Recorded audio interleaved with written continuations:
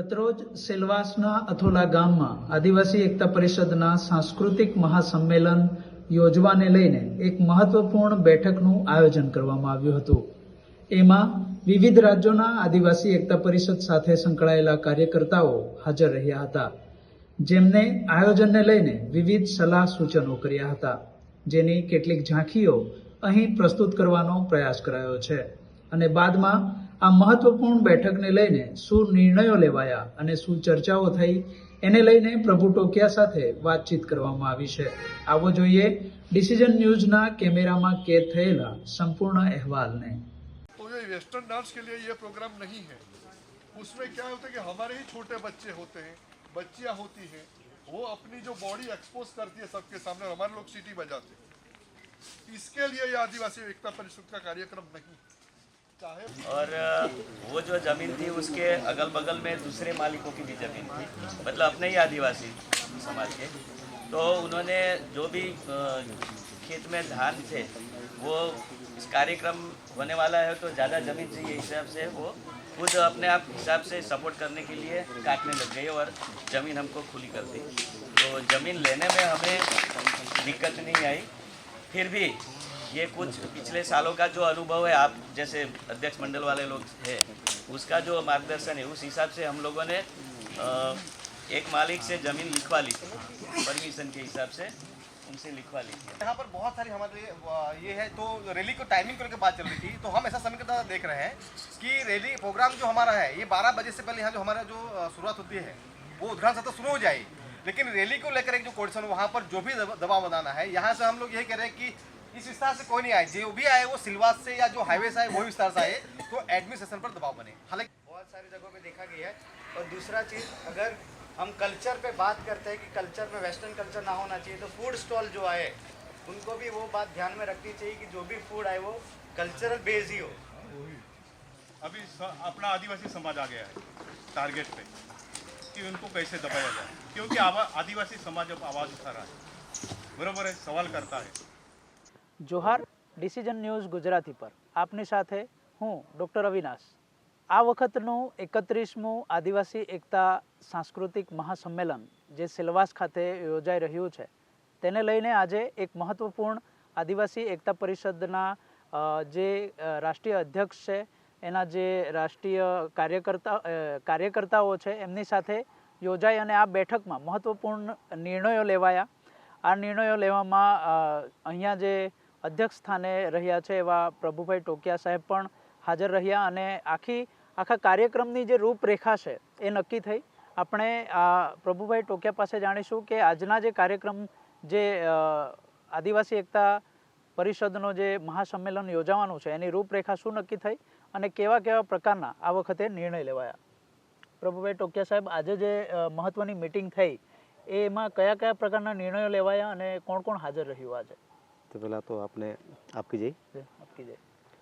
आज 31મું सांस्कृतिक एकता महासम्मेलन लईने एक महत्वपूर्ण बैठक थी, जेमा करीब करीब 5 થી 6 राज्यों जे आदिवासी एकता परिषदનું જે 31મું આ સંમેલન છે એના જે 30 જેટલા જે સંમેલનના અધ્યક્ષો અહીંયા ઉપસ્થિત હતા અને એની સાથે પૂરા દેશભરના જે વરિષ્ઠ અમારા જે પરિષદના જે સાથીઓ છે, કરીબ કરીબ 400-500ની સંખ્યામાં અમારા કાર્યકર્તા આજે પહોંચ્યા હતા. અને આ જે 13, 14, 15 જાન્યુઆરી જે મહાસંમેલન થઈ રહ્યું છે એ આખું જે વ્યવસ્થાઓને લઈને એનું આખું નિરીક્ષણ કરવા માટે અને આ જે 3 દિવસ પ્રોગ્રામ કેવી રીતે ચાલશે એનું આખું કાર્યક્રમની રૂપરેખા તૈયાર કરવા માટે અહીંયા અમે ભેગા થયા હતા. શું નિર્ણયો લેવાયા એનામાં? નિર્ણયોમાં તો એ છે કે સ્થાનિક સ્તર પર વધારેમાં વધારે સંખ્યા આ કાર્યક્રમમાં કેવી રીતે જોડાય, સાથે જ જે આદિવાસીઓને લઈને રાષ્ટ્રીય સ્તરના જે મુદ્દાઓ છે, જે સમસ્યાઓ છે અમારી, એના ઉપર ચર્ચાઓ થઈ. દાદરાનગર હવેલીમાં આદિવાસીઓને લઈને જે સમસ્યાઓ ચાલી રહી છે એ સમસ્યાઓને રાષ્ટ્રીય એજન્ડામાં લઈને જે દર વર્ષે અમારા મેમોરેન્ડમ તૈયાર થાય છે અને મહામહિમ રાષ્ટ્રપતિ મહોદય સુધી પહોંચાડવામાં આવે છે. તો એવા ઘણા નિર્ણયો લેવામાં આવ્યા. સાથે જ જે અમારી આ વ્યવસ્થાને લઈને કાર્યક્રમમાં કરીબ કરીબ 31 જેટલી જે અમારી સમિતિઓ છે એ સમિતિઓ ઓલમોસ્ટ એના પર ફાઇનલાઇઝ કરવામાં આવી બધી. સાથે જે પ્રોગ્રામમાં લાગતી વખતે વસ્તુઓને લઈને જે અમને જરૂરત મુજબ જે લોકો આવશે એમને ક્યાં રાખવાના, એમની ખાવાની વ્યવસ્થા શું છે, એમના જે ટોયલેટ બાથરૂમ આ જે બધી વ્યવસ્થાઓ છે, આ તમામ વસ્તુ પર ખુલ્લી હવે ચર્ચા થઈ અને એના પર આજે ઓલમોસ્ટ એક રૂપરેખા તૈયાર થઈ ગઈ કે કેવી રીતે કાર્યક્રમ 13, 14, 15 થશે. હાલમાં કાર્યક્રમની કયા પ્રકારની તૈયારી થઈ ગઈ છે અને હજુ કયા પ્રકારની તૈયારી બાકી છે? તૈયારીઓને લઈને હવે અમારું એક તો ઓલમોસ્ટ જે આ ગ્રાઉન્ડ છે એ તૈયાર થઈ ગયું છે. બીજી હવે જે કાર્યક્રમને લઈને જે વ્યવસ્થાઓ ઊભી કરવાની છે અને પ્રચાર પ્રસારનું જે કામ છે, તો અમારી એક ટીમ હવે પ્રચાર પ્રસારમાં લાગી ગયેલી છે.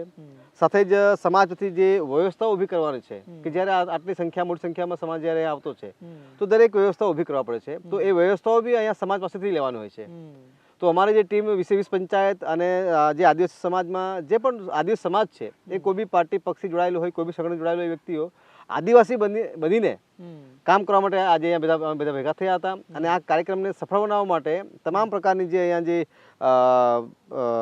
એન્વાયરમેન્ટ તૈયાર કરવા માટે શું કાર્ય કરવા પડશે એના સ્થાનિક સ્તર પર આજે મોટો સમાજ ભેગો થયો હતો. ઘણા બધા એના જે આદિવાસી સમાજના જે એડવોકેટ હતા, ઘણા બધા જે ડોક્ટર્સો હતા, જે ટીચર્સ વર્ગ હતો, બધા આવા સાથીઓ પણ આજે અહીંયા ઉપસ્થિત થયા હતા અને વધુને વધુ સંખ્યામાં આ કાર્યક્રમમાં સ્થાનિક સ્તર પર લોકો જોડાય એનું નિયોજન કર્યું. બેઠકમાં ખાસ કરીને પ્રશાસનને લઈને મુદ્દો છેડવામાં આવ્યો.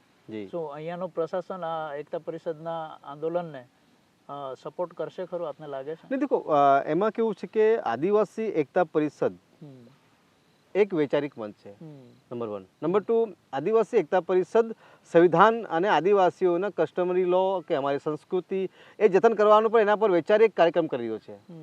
તો કોઈ સરકારો સાથે યા કોઈ પ્રશાસન સાથે અમારો કોઈ ટકરાવ નથી, પણ જે અમારી જે વાતો છે, હવે દાખલા તરીકે કે નગર હવેલીમાં આટો સમાજ આવી રહ્યો છે તો પ્રશાસન અમે જે લિખિતમાં જે રાઇટિંગમાં અમને પરમિશન લેવાની હોય છે કે રેલીઓનું આયોજન થશે, એ તમામ બધી વસ્તુ અમે ઓલરેડી લિખિતમાં અહીંયા ગ્રુપ ગ્રામ પંચાયતને પણ અને અહીંયા જે જિલ્લા કલેક્ટરને અહીં મોકલાવ્યું છે, જે લીગલ પ્રોસેસ છે. બીજું છે એની સાથે જે એડમિનિસ્ટ્રેશન લઈને તમે જે વાત કરી રહ્યા છે એવું આજ સુધી આદિવાસીઓને લઈને થોડું ઘણું જે વર્તમાનમાં જે પરિસ્થિતિઓ નિર્માણ થયેલી છે એ દરેક વસ્તુઓ અમે આજે ચર્ચામાં લીધી કે ઘરમાં આદિવાસીઓને લઈને જે નોકરીની વાત આવી છે કે આરક્ષણની વાત આવી છે કે જે નોકરીઓમાંથી કાઢી મૂકવામાં આવેલા છે, જે સી અને ડી કેટેગરી અને દમણ કે દીવમાં જે ટ્રાન્સફર કરવામાં આવી રહ્યા છે, આવી તમામ જે હાલમાં જે વર્તમાનમાં જે પરિસ્થિતિઓ આદિવાસીઓને છે એ તમામ બધી વસ્તુઓ અમે રાષ્ટ્રીય લેવલની જે આખી ટીમ આવી હતી એની સામે આ વસ્તુ મૂકી ચર્ચા કરી કે અહીં આવી હાલમાં અહીંયા આદિવાસીઓની સમસ્યાઓ એવી પરિસ્થિતિ ઊભી થઈ છે, એના પર અમને નિરાકરણ કરવા માટે તમે મદદ કરો એવું અમે માંગ કરી છે. બેઠકમાં ઘણા મુદ્દાઓ અમે પણ ભાગ લીધો હતો. ઘણા મુદ્દા એવા ઉઠ્યા કે આપણા આદિવાસી સમાજની છોકરીઓ વેચાય છે. શું આ મુદ્દો જળહળતો મુદ્દો છે કે પછી વર્તમાનનો આ એક તાજો એવો મુદ્દો છે અને જે ઉઠ્યો છે, શું આમાં આદિવાસી એકતા પરિષદ આ મુદ્દાને આગળ લઈ જશે? જો આજે આ વાત અમારા ફ્રન્ટ પર જે આખી ટીમ હતી અધ્યક્ષ મંડળ સમક્ષ પણ એ વાત આવી અને જે પૂરા દેશના જે સાથીઓ આવ્યા છે, આ કોઈને કોઈ આવા બનાવો બની રહ્યા છે, એવી ઘટના બની રહી છે એવું કંઈક અમુક લોકોને સંજ્ઞાનમાં આવ્યું છે. તો ચર્ચા એ બી કે ભાઈ અગર આવી વસ્તુ કંઈ થઈ રહી હોય છે તો કોન્ક્રીટ એની જાંચ તપાસ કરો અને એને કેવી રીતે રોકવાનું હોય એના પર બી આદિવાસી એકતા પરિષદના જે વરિષ્ઠ સાથીઓ છે એના પર નિર્ણય લે છે. અને જ્યાં પણ શાસન પ્રશાસન કે સિસ્ટમમાં બેસેલા લોકો છે કે સરકારમાં બેસેલા લોકો છે એમને અવગત કર્યું છે. અને જ્યાં બી આદિવાસી દીકરીઓની સુરક્ષાની વાત આવશે તો ત્યાં બિલકુલ આદિવાસી એકતા પરિષદ દેશભરમાં આ વસ્તુ પર સંજ્ઞાનમાં લેશે અને એના પર કાર્ય કરશે. આ બેઠકમાં ખાસ કરીને રાજકીય નેતા મુદ્દે પણ ઘણી ચર્ચા થઈ. એ લોકો પણ ભાગ નથી લેતા આવી મહત્વની બેઠકોમાં. આપને શું લાગે છે, એ લોકોને શું જોઈએ છે તો એ લોકો ભાગ લેશે? ને હવે એક વસ્તુ છે કે કોઈને કોઈ જગ્યા પર જે ચૂંટાયેલા જનપ્રતિનિધિઓ છે એ લોકોને કોઈને કોઈ જગ્યા પર એક તો ખોટો મેસેજ છે એવું લાગે કે એની પ્રોપર જાણકારી નથી.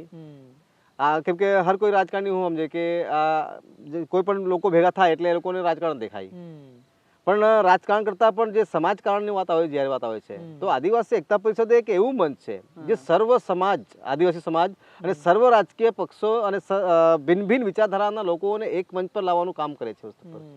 તો આજે બી અહીંયા અભાવ દેખાયો કે જે અહીંના જેમ 20 પંચાયત છે, અમારે અહીંયા એક સાંસદ છે, જિલ્લા પ્રમુખ છે, આમ 20 પંચાયતમાં આદિવાસીઓ જ આગેવાનો છે, પણ કોઈને કોઈ જગ્યા પર હજુ બી અભાવ દેખાઈ રહ્યો છે આવી બેઠકોમાં જ્યારે બીજા રાજ્યોથી ડોક્ટર છે, એડવોકેટ છે, સરકારી કર્મચારીઓ છે, જે આદિવાસી એકતા પરિષદના જે રાષ્ટ્રીય અધ્યક્ષ છે, જે ઓલરેડી ઉદયપુર સંભાગમાં જે કમિશનર છે, એ પોતે પણ આજે આવી ગયા. તો જ્યારે આવા લોકો આવીને હિસ્સો લે છે અને અહીંયા કાર્યક્રમને સફળ કરવા માટે તમામ કોશિશ કરી રહ્યા છે, તો અહીંના ચૂંટાયેલા લોકોની જવાબદારી બને છે અને એ લોકોની વિશેષ ફરજ બને છે. કેમ કે સમાજ તરફથી સમાજના મોભી છે, સમાજના આગેવાન છે, જે સમાજે ચૂંટીને આરક્ષણના નામ પર એ લોકોએ ચૂંટીને મોકલેલા છે. તો જ્યારે સમાજના લેવલ પર આવો પ્રોગ્રામ થાય તો એ લોકોની વિશેષ જિમ્મેદારી બને છે. પરંતુ કોઈની કોઈ જગ્યા પર હજુ બી એ લોકો અંજાણતા છે યા કોઈને કોઈ એ લોકોને ગેરસમજ છે એવું હું કહી શકું. પણ જોડાશે આ કાર્યક્રમમાં દાદરા નગર હવેલીમાં દરેક ચૂંટાયેલો વર્ગ હોય યા કોઈ પણ પાર્ટી પક્ષી જોડાયેલો વ્યક્તિ હોય એ આવવાનો એવું કન્ફર્મ છે. એ વાત અલગ છે કે આજે તૈયારી લઈને નહીં આવી રહ્યા છે, એ વાત અલગ છે, પણ એ પણ થોડા દિવસોમાં જોડાશે એવું અમને આશા છે. એટલે સેલવાસના તો ખરા જ, પણ આસપાસના ગુજરાતના, મધ્યપ્રદેશના એવા પણ રાજકારણના જે આપણા આદિવાસી સમાજના નેતાઓ છે એવો જોડાય તો એક લોકો સુધી અલગ મેસેજ જઈ શકે. બિલકુલ બિલકુલ. આજે સમાજમાં જે સરકારી કર્મચારી હોય એ બી સમાજના એક જનપ્રતિનિધિ તરીકે છે કે એ લોકો આરક્ષણથી નીકળ્યા છે. એવી રીતે જે જનપ્રતિનિધિઓ છે, ચૂંટાયેલા લોકો છે, એ બી સમાજના આગેવાન મોભી છે. તો એ લોકોની વિશેષ જિમ્મેદારી બને છે. જ્યારે આખા સમાજથી લઈને દાખલા તરીકે એક આખા આરક્ષણ જે મળી રહ્યો છે તો એ કોઈ વ્યક્તિ વિશેષ લીધે નથી મળતો, આખા સમાજના લીધે આરક્ષણ મળી રહ્યા છે. તો સમાજને લીધે વ્યક્તિ બનેલો છે. તો એની જેવી રીતે એક પરિવારમાં એક મા બાપની જેવી રીતે જિમ્મેદારી હોય છે પોતાના પરિવાર સાચવવાની, તે એવી એ રીતે આ ચૂંટાયેલા લોકોની જિમ્મેદારી હોય છે કે જ્યારે સામાજિક મંચ પર આવો સમાજ ભેગો થઈ રહ્યો છે, દેશનો સમાજ ભેગો થઈ રહ્યો છે, તો એ લોકોની વિશેષ જવાબદારી બની રહી છે. પણ કંઈ ને કોઈ કહ્યું તેમ કોઈ જગ્યા પર હજુ પણ એ લોકોની ગેરસમજ છે. પણ અમારા સાથીઓ, અમારા ટીમ પહોંચી રહ્યા છે કે ભાઈ સમાજનું મંચ પ્રોગ્રામ છે, તમે આવો, જોડાવો, તમારી પર તાકાત વધશે, તમારી પર શક્તિ વધશે અને સમાજમાં તમે બી માન સન્માનમાં તમને પણ મળશે. આ હતા પ્રભુ ટોકિયા સાહેબ, જેમણે આજની જે બેઠકમાં શું નિર્ણયો લેવાયા અને જે અહીંયા બેઠકમાં મુખ્યત્વે એ મુદ્દો ખાસ ઉઠ્યો આદિવાસી સમાજનો કે જે અનામતને લઈને રાજકીય નેતા બન્યા છે પણ એવો આવી મહત્વની બેઠકમાં હાજર નથી રહેતા. સમાજનો કાર્યક્રમ છે એટલે સમાજના નેતાઓએ પણ હાજર રહેવું જોઈએ એવું એમનું સ્પષ્ટપણે માનવું છે. અને આખી બેઠકમાં આ જ મુદ્દે ચર્ચા ચાલી. તો કદાચ આવનારી બેઠકમાં રાજકારણીઓ જે આદિવાસી સમાજના અનામતને લઈને રાજકારણમાં પ્રવેશ્યા છે અને જે અનામતને લઈને સરકારી ધોરણે પણ નોકરી કરી રહ્યા છે એવા લોકો આ બેઠકમાં ભાગ લે અને સમાજના કાર્યક્રમને દીપાવે એવી સૌ આદિવાસી સમાજની આજે બેઠકમાં નિર્ણય લેવાયો અને સૌની એવી ઈચ્છા પણ છે. ડિસિઝન ન્યૂઝના બીજા વિડીયો જોવા માટે ચેનલ સબસ્ક્રાઇબ કરો અને બેલ આઇકન બટન પર જઈ ક્લિક કરો. સ્વતંત્ર અને આઝાદ પત્રકારત્વની મદદ કરવા નીચે આપેલા થેન્ક્સ બટન પર જઈ ક્લિક કરો. મદદની કિંમત નિશ્ચિત કરો અને ડિસિઝન ન્યૂઝની આ સફરમાં અમારા સાથી બનો.